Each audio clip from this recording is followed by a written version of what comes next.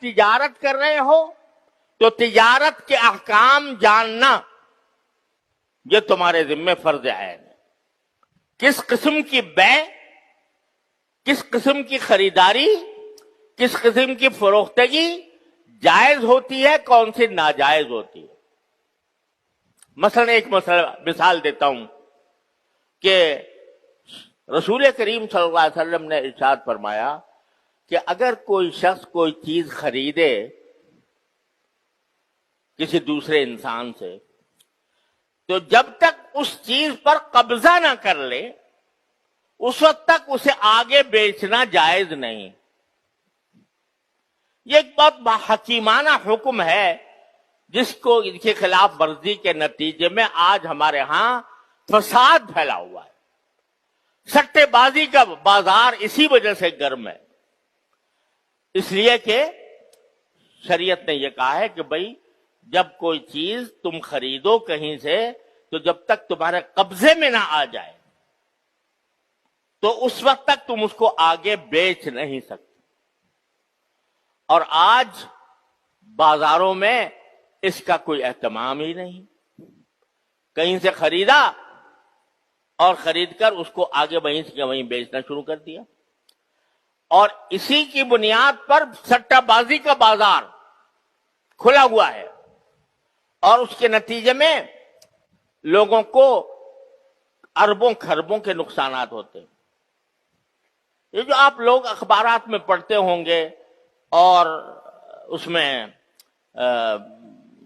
خبروں میں دیکھتے ہوں گے کہ اسٹاک ایکسچینج ایک دم سے اوپر چلا گیا، ایک دم سے نیچے چلا گیا، اتنے پوائنٹس کا اضافہ ہو گیا، اتنے پوائنٹس کی کمی ہو گئی، فلاں پر بند ہوا، فلاں مقدار پر شام کو جا کے اتنا گر گیا. کوئی ایک قصہ ملک میں ایسا پیش آ گیا کہ جس کی وجہ سے اسٹاک ایکسچینج اوپر چلا گیا، کہیں نیچے چلا گیا. یہ کیا ہو رہا ہے؟ یہ سارا بیع قبل القبض ہو رہی ہے، بلکہ بیع ما لا یملک ہو رہی ہے. یعنی جو چیز انسان کی ملکیت ہی میں نہیں ہے اس کو فروخت کر رہا ہے. ابھی ملکیت میں آئی ہی نہیں، قبضہ تو درکنار، ابھی ملکیت ہی نہیں آئی، اور اس نے اس کو آگے بیچ دیا اس توقع پر کہ بھئی میں خرید لوں گا، پھر اگر دینے کی نوبت آئی تو میں خرید کے دے دوں گا. یہ سٹہ بازی ہو رہی ہے اسٹاک ایکسچینج میں، اور اس کی وجہ سے ایک دم سے آپ دیکھتے ہیں کہ جو قیمتیں ہیں وہ کئی آسمان تک پہنچ گئیں کسی ایک واقعے کی وجہ سے، اور ایک دم سے نیچے دھڑام سے نیچے گر گئی. یہ کیوں ہو رہا ہے؟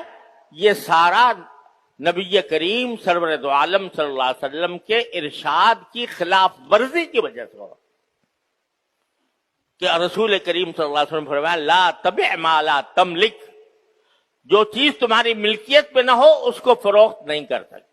تو اب جا کے تاجر ہے ایک، تو تاجر کے ذمے فرض ہے، فرض عین ہے کہ وہ خرید و فروخت کے بنیادی مسائل اس کو پتا ہوں.